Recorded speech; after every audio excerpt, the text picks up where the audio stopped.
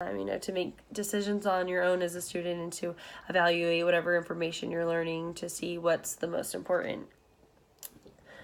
And then for communication, you have to share your info with your students, as a teacher with your colleagues, that is essential in learning skills. And then with collaboration, you have to work with others always, whether it's group work or in the future working with other teachers. Collaboration is always going to be a big one. And then there's creativity, which is where you're brainstorming ideas. That's also important because you need to do that on your own.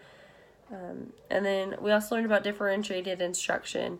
And I didn't realize how essential this was also. A lot of students have different styles of teaching, and other bad teachers that I've had in the past did not take that into account. They had their style, and they just assumed that every other student had that as well, or just didn't care to change it. And in the future, as a teacher, I want to assess what my students know when they come into my classroom and what their preferred style of learning is, so that way I can make it the easiest way to make every student on the same page, while also including several different learning styles or teaching styles, so that way they can learn the easiest and comprehend with my lesson. And then we learned about the backwards design, and the 3 steps that were the most important was you have to identify the desired results, determine what is acceptable evidence, and then plan the learning expectations and instructions. And this backwards design creates a purpose for students.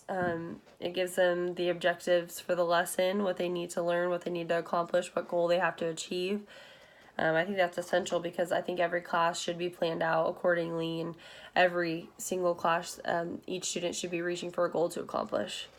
Then we just did last week our Module 7 for the lesson plan, and I love doing that. I thought it was very interesting that we got to plan our own lesson plan, even though I'm still in college and I'm not a teacher yet. But I enjoyed having the lesson plan to plan it on my own, and how I wanted to use an example of kind of what I had in high school to go by, and, present that to my students to use, because I love doing it so much. And it's just, it has so many different learning styles included within the lesson that I think it's a great way to, start off my first lesson plan. So I enjoyed doing that a lot.